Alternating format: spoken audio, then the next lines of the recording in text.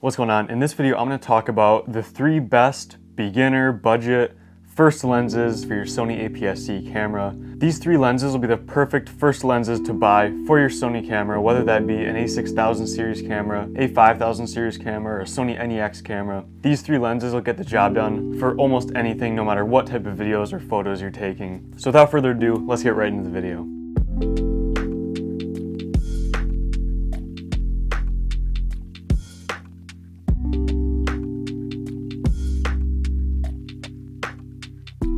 Alright, so here's the 3 lenses right here. So I'm going to go over them one by one and talk about some of the specs and then what I use them for and what they're best used for. And then I'll show some video or photo examples as I'm talking about them. Alright, so lens number 1. This right here is the Sony 16mm f2.8 E-mount lens. Now this lens is tiny, and I'm sure you can see that just the size comparison to my hand. I mean, it literally fits in the palm of my hand. And that's super awesome because Sony APS-C cameras are already really small cameras. So with this lens on there, it literally doesn't add like any weight at all. I don't know the exact weight of this.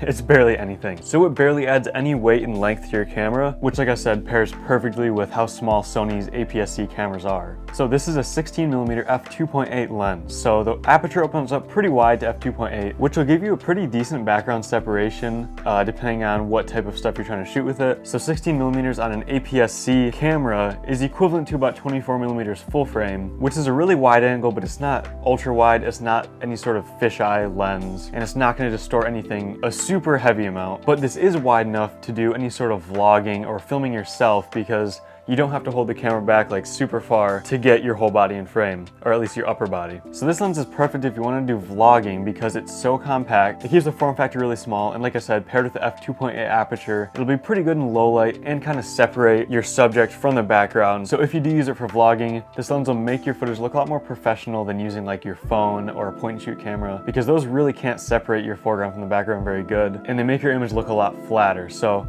this lens will be perfect for vlogging. Now I did make a review of this lens, so if you want to check that out and learn more about it, and I really go over more of the specs and some more photo and video examples, definitely check out that video in the comments after this one. Alright, next up we have the Sony E 50mm f1.8 OSS. So this is basically a normal nifty 50mm lens with a little bit of a trick up its sleeve that most other nifty 50s don't have. So on a Sony APS-C camera, this is equivalent to about 75mm, which is a great portrait focal length, and paired with that f1.8 aperture, it can really separate your foreground from the background. Now this lens has a close focus distance of 1.28 feet. Now that seems pretty far away, but actually with how zoomed in this lens gets, you can get really close focus with this lens, and it really helps to get product b-roll or product photography shots or anything where you need to get really close up. And it's pretty much to the point where unless I specifically do macro photography, I really won't need to get any closer than what this lens can do. And that's perfect because I use this lens a lot for product b-roll because of how close I can get, and because of another feature that this lens has that most 50mm lenses don't have, and that's of course OSS, or optical steady shot. So if you don't know what optical steady shot is, it's essentially Sony's version of image stabilization built into the lens, which is super awesome to get steady video or longer exposure photos without getting them blurry from all your shaking and motion blur and that type of thing.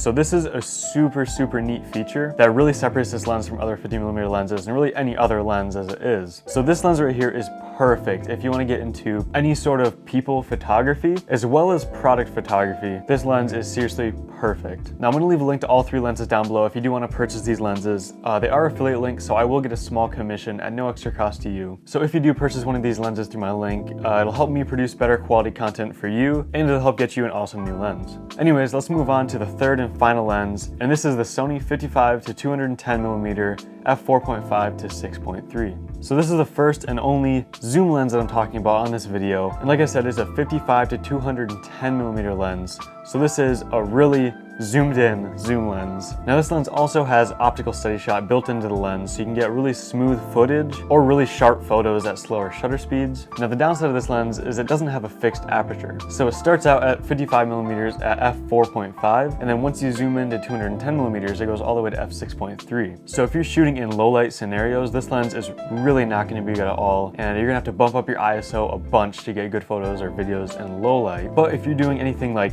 daytime bird photography or videos, or any sort of like wildlife photography or videography where you really need to zoom in super far and it's daytime out, so you don't need that fast aperture, this lens is super awesome. Like I said, with OSS built into it, you'll get really steady images or videos. It's still a budget-friendly lens, like all three of these lenses are, especially versus Sony's 70 to 200mm f2.8 or even f4 lenses. But for the budget, the Sony 55 to 210mm zoom lens is a perfect lens if you need to get super close-up images or videos, anything that you need to zoom in really far. This lens is going to work great. So that wraps it up for an overview of these three lenses. Like I said, I have a review of the 16mm, and I'm working on reviews of these too, so definitely stay tuned and subscribe for full reviews of these. Now, I didn't really talk about any of like the hard specs on these and sharpness in this video. This is really a roundup of my top three lenses. I'm not saying any three of these are really sharp, and they're nothing compared to, you know, a $1,000 lens or a $1,500 lens. But these three are the best budget lenses for the criteria that they each meet, and they're all Sony first-party lenses, so they're gonna work great with any Sony camera. So like I said, I'm gonna link all these down in the description, as well as my reviews if I do get these ones out, and definitely the review for the 16mm that I already have out. And that wraps up this video. I really hope you enjoyed watching. Make sure you go down and subscribe if you haven't already, and like this video, and I'll see you in the next video.